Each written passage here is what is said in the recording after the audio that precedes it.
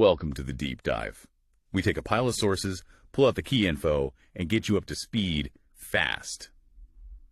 Today, we're looking at something pretty extraordinary in geopolitics, a public statement right from the U.S. president saying nuclear submarines are heading towards Russia. Now, announcing a big strategic military move like this publicly, it's incredibly rare. Oh, absolutely. Very rare.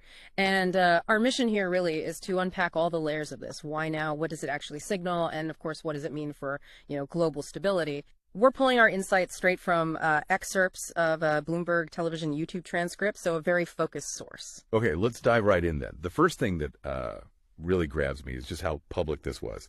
The source says the president went out of his way to make this point. So it's not just unusual, it's like really deliberate, a clear shift away from the usual ambiguity around nuclear stuff. Exactly. It's stark, very clear. What's the biggest strategic takeaway from doing it so openly instead of, through quiet channels? Well, what's really fascinating is that this seems to be Trump directly signaling to Putin and Medvedev, too, that the U.S. can also play this nuclear chess game.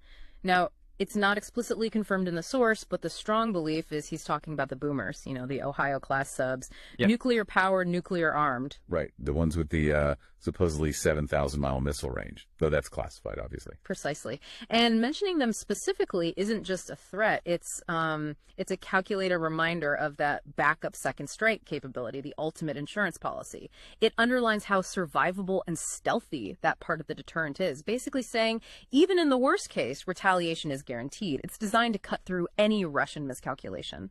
So the main goal is a crystal clear message to Russia, a direct answer to those nuclear threats from Medvedev and Putin about Ukraine. It's the U.S. saying, look, our deterrence, especially the subs, the backup second strike, it's ready. It's alive and well. So better not try anything. Yeah, that's the essence of it. And speaking of Medvedev, it's important we clarify his role, right? He's not president now, Yeah. but the source calls him Putin's key loyalist, a direct conduit. So what he says probably has Putin's okay. That seems to be the reading, yes. Highly likely. Yeah. His statements are seen as reflecting the establishment line. How much of his talk is real conviction versus just, a tactic, a way to test the U.S.? That's a great question. He definitely has a history of provocative language, but the source suggests his role here is mostly being a mouthpiece. When he talks about things like the dead hand system, Russia's automatic retaliation idea, that's pretty chilling stuff. Right, the doomsday machine concept almost. Kind of, yeah. It implies launch even if the command structure is gone. Terrifyingly automatic deterrence. And then there's his past talk, described as provocative, about maybe giving Iran nukes after some hypothetical Operation Midnight Hammer.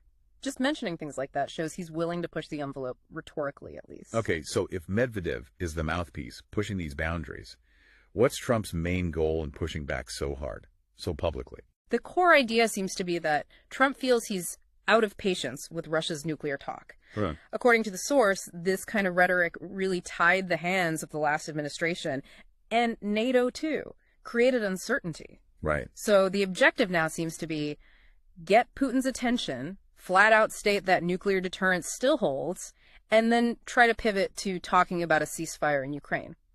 And there's that detail about a U.S. envoy, Steve Whitcomb, heading to Moscow too. So, diplomacy alongside the military signal. So it's not just the military posture, it's part of a bigger push, a multi-pronged thing. We're seeing economic pressure mentioned too.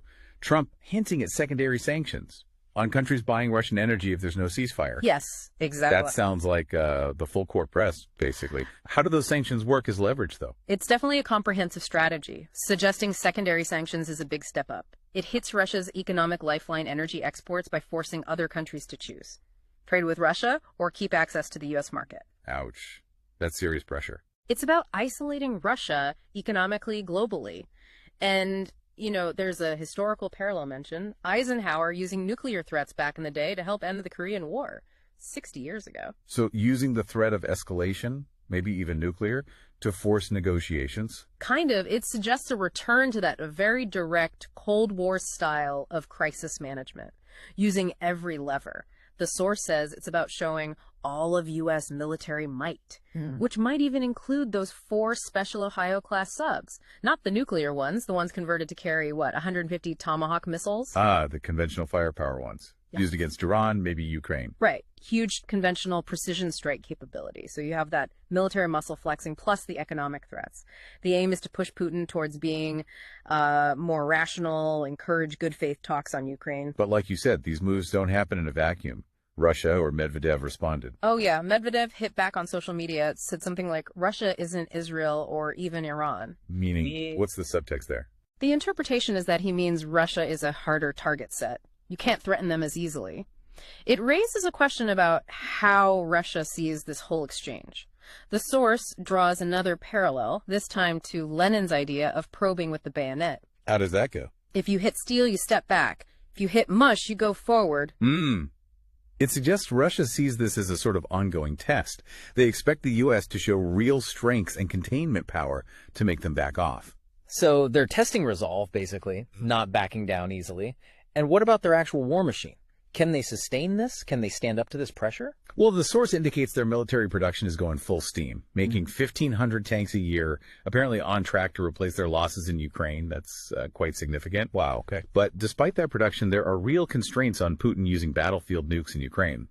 One is the weather-prevailing winds could blow fallout back into Russia. Not ideal. And maybe even more important, China would likely object strongly. Beijing wouldn't be happy. So this seems to back up the idea that Trump is trying to shut down Putin's nuclear avenue, make that option unusable for Moscow. Okay, this next point really zooms things out. This whole sub-deployment thing, it actually links up with bigger intelligence picture, doesn't it? There's talk from NATO's top commander, General Cavoli, about the U.S. needing to prep for a two-pronged war. Yeah. Like Taiwan and Russia striking in Europe, maybe simultaneously. Yeah, exactly. And putting Trump's actions in that wider context suggests it's a strategic move driven by those kinds of intelligence worries. The goal is framed as trying to shut this down right away. How? By restoring what worked in the Cold War. Which was? Very clear, unambiguous U.S. nuclear deterrence, redrawing lines that might have seemed blurry, sending a signal that the U.S. isn't just prepared, it's actively reasserting its power to hopefully prevent that kind of future two-front conflict. So, wrapping this up for you, the listener, what we've seen is this really complex, layered U.S. approach. You've got the very public military deterrence, serious economic pressure mixed in, and then Russia's kind of defiant, nuanced reaction. It's a high-stakes game. It really is. And it leaves us with a big question, doesn't it? Thinking about those Cold War echoes and these modern warnings about multi-front wars. What are the real risks here? How do you balance being assertive, using these powerful nuclear and economic tools, without accidentally making things worse? You know, how do you project strength and clarity but avoid dangerous escalation in a world that's so interconnected where the lines can get blurred so easily? That's something to really think about well beyond just this specific deep dive. It touches on the core challenges of managing power today.